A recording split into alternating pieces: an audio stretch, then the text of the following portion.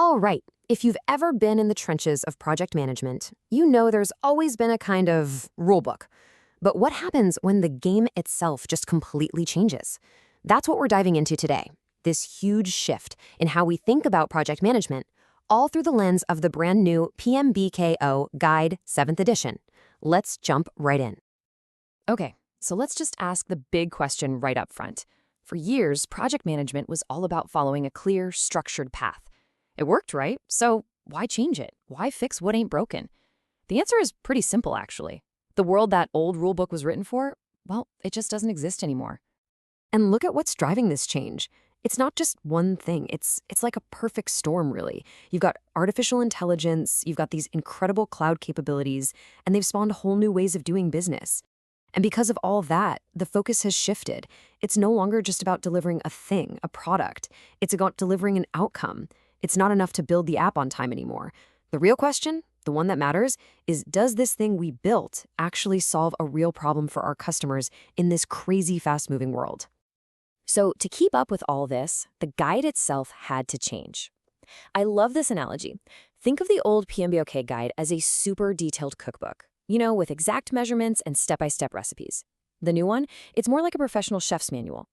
It's not going to give you the recipe for every single dish. Instead, it teaches you the principles of cooking, how heat works, how flavors combine, so you can walk into any kitchen with any ingredients and create something amazing.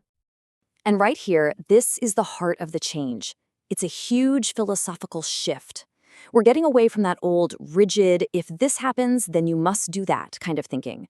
The new approach is all about being guided by a set of core principles, 12 of them to be exact. Think of these as the fundamental truths, the core behaviors that just work, no matter what kind of project you're on. Let's take a look at a couple of my favorites. So first up, we have this idea of stewardship. And this is so much more than just ticking boxes and managing tasks. It's about being a true guardian of the project in every sense. It's about stepping back and asking the big questions, like what's the real-world impact of what we're building on society, on the environment? Are we doing this the right way, with integrity? It really elevates the role of a project manager from just an executor to, a caretaker with some serious ethical weight on their shoulders. Okay, and this next one is just absolutely essential for the world we live in now. Adaptability and resiliency. The old way of thinking saw change as an enemy, something you had to fight and control. The new mindset, it accepts that change is gonna happen, period. So a resilient project isn't one that avoids problems. No way. It's one that can get knocked down, learn a lesson from the fall, and get right back up without completely shattering. It's designed to bend, so it doesn't have to break.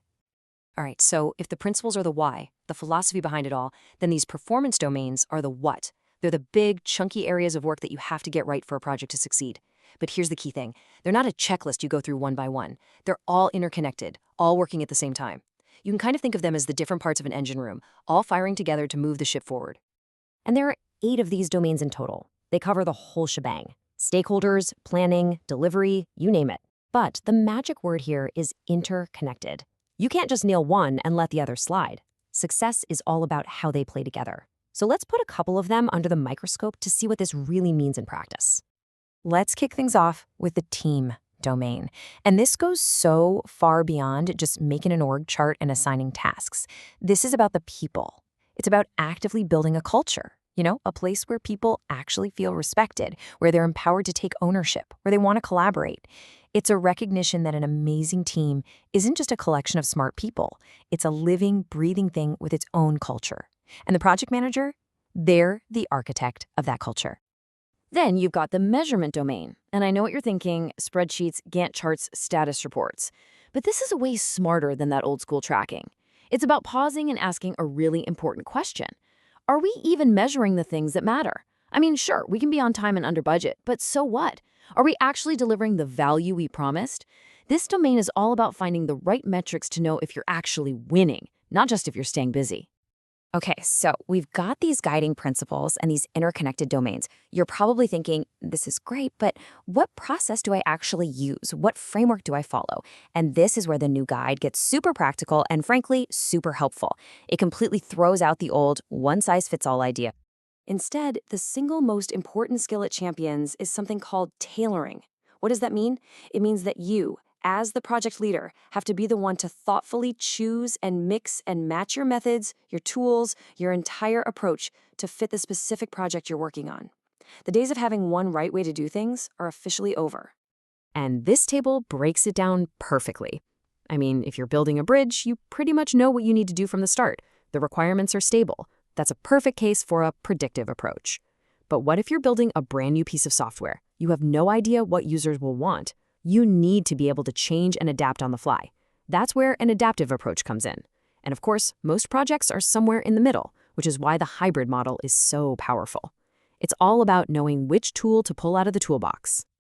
So you've got the principles, you've got the domains, you've got this idea of tailoring your approach. What's the one big idea that ties it all together? What's the North Star for all of this? Honestly, if you forget everything else we've talked about, please remember this one thing. There it is. For decades, success was defined by the iron triangle: on time, on budget, within scope. That's it. But the new definition, the one that truly matters, is all about value. Think about it. A project can hit every single one of its deadlines and budget targets and still be a total failure if it doesn't actually deliver a positive result for the business or its customers. Delivering value? That is the ultimate measure of success now. So I want to leave you with this question to chew on. The next time you're in a project meeting or kicking off something new, how can you start changing the conversation? How can you steer it away from just talking about tasks and timelines and start focusing on the actual value you're trying to create? Because that's not just a new idea. That is the fundamental challenge and the incredible opportunity of project management today.